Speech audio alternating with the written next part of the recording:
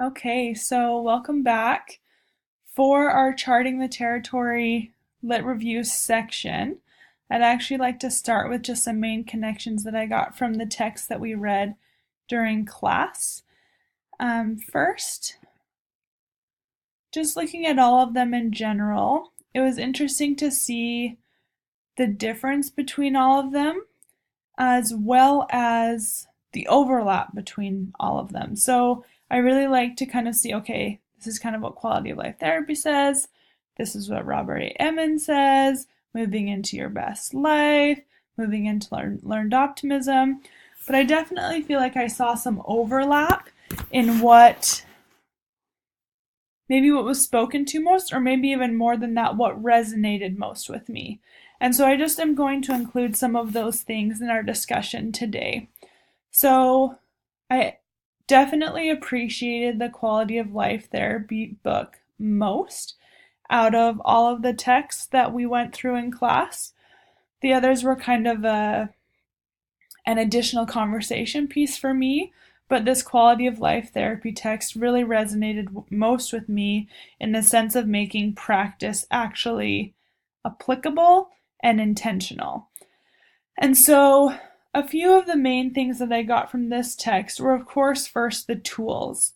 Um, Understanding my vision, going through the BAT exercise, all of these different activities really resonated with me in the sense of creating an intentional process for diving deeper into who I am as a person and what I value and what I want to actually bring into my next steps of practice. So that was something that I found really valuable. Another thing that this text helped me with was starting to define well being. There's an article and I can't think of the name off the top of my head, but it essentially goes through this review of everything that we've called well-being throughout time, starting with Aristotle, moving all the way into kind of this positive psychology movement, World War II really adjusting things for all of us. And I think it's interesting to see how some things stay the same throughout time and we're considering what the good life is, but how there's a lot of influencers that change how we define things. And so, as I started to develop my own definition of well being and consider what I'm going to do in my own research, this book was really helpful for that. So, when I think of well being, it's no longer just kind of depressive symptoms, what he calls like the big three, right? So anxiety, anger, depression, but also this consideration of people in our lives and this consideration of where we are, the environment that we live in. And you'll see that that ties into some of the research that I bring up in the next section as well. But this book really was for me kind of a foundational piece.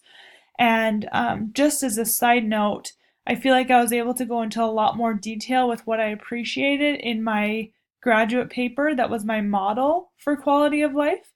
And so that was a practice where I really could say, okay, these are the tools I'm taking from my quality of life therapy techniques to apply to another population. But I'll just say that I also applied them to myself. And I think that that experiential piece of this course was really valuable for that. Next, the thanks book. I think that I guess what I'll say about this book is that it didn't surprise me, um, but it definitely helped me get a better grasp on kind of the multi-dimensional aspects of gratitude itself. And so understanding how gratitude takes place in a religious setting as well as in my family life, my work setting, and kind of starting to decide how that impacts well being in general as a society. And I think it was really interesting to be able to see that perspective. Um, One thing that I'll share, this seemed to keep coming up for me during our practice. Um, I read something and it was probably like one sentence of this text, but it basically said that gratitude has to include this consideration of another party. So it has to include receiving something from someone else. But one thing that I went deeper into a little bit after I read that was this consideration of self-gratitude. And I work with a lot of individuals on negative self-talk and body image concerns and all of those sorts of things. And I think that there is a place for self-gratitude. And this book didn't really go into that, but I think it opened my kind of internal dialogue about what I thought about that. And that was one thing that I really appreciated about this text. The Creating Your Best Life book, again, it was a tool box for me. There were a few things that I thought, no thanks, I don't think I'm going to pull these into my life necessarily. And other things that I really did think resonated for me. And what's interesting is I started to make a list of what those things were.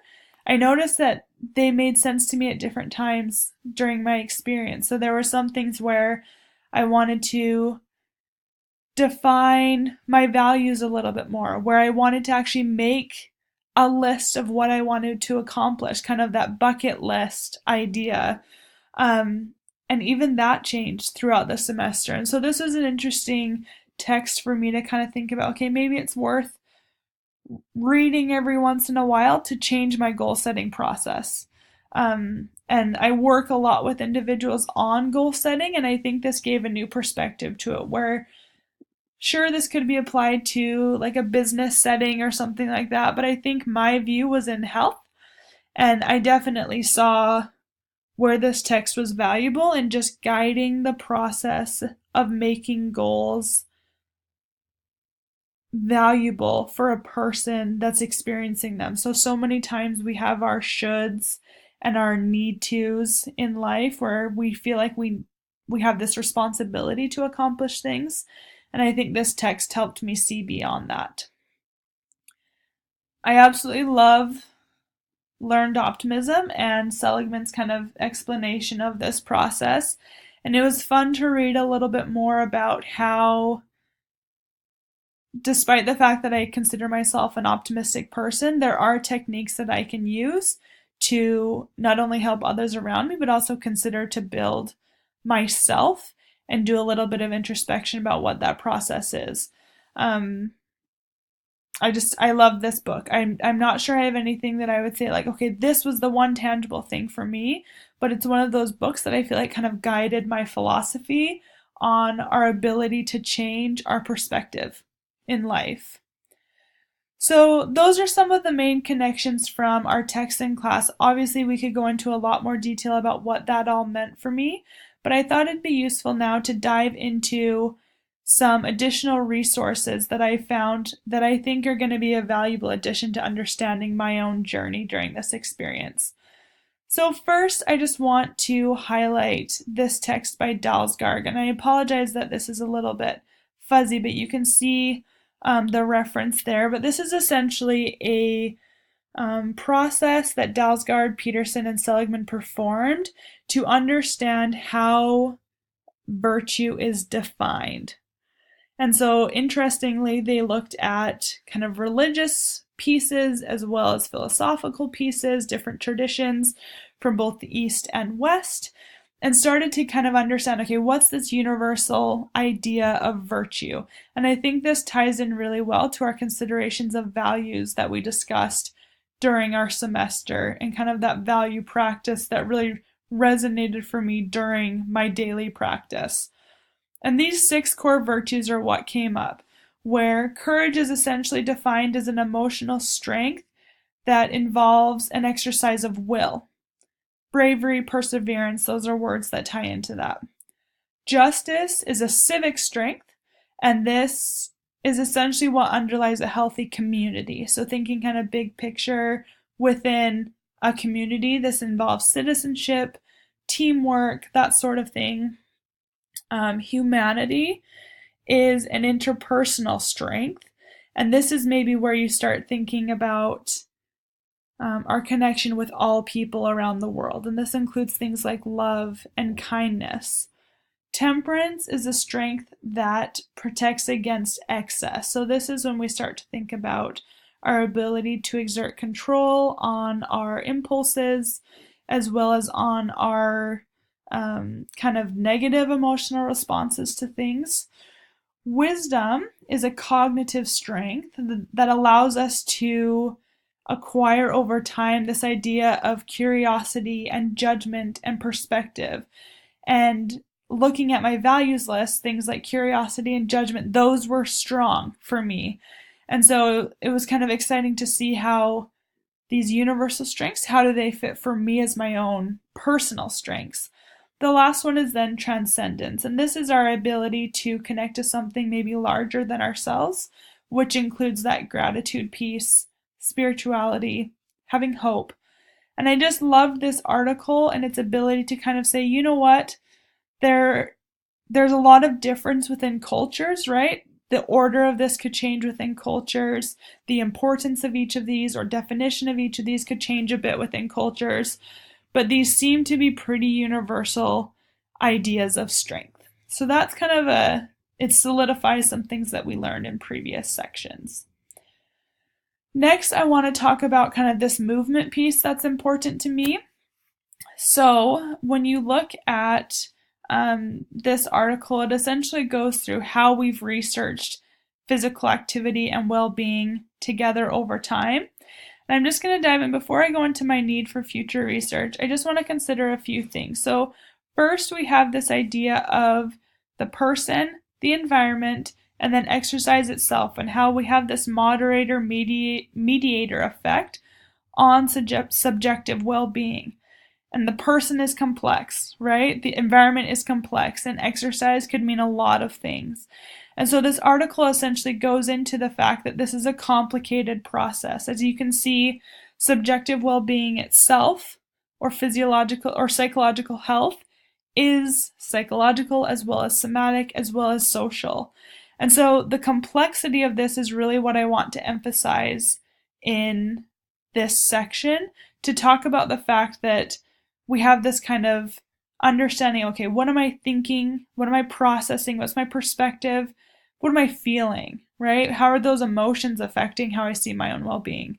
What's my physiological response to what's happening, right? Do I think of stress as negative? Do I think of stress as positive? And you can see how with my refugee population specifically that I'm interested in bringing this to in the future, those responses become very important in how we process our own well-being.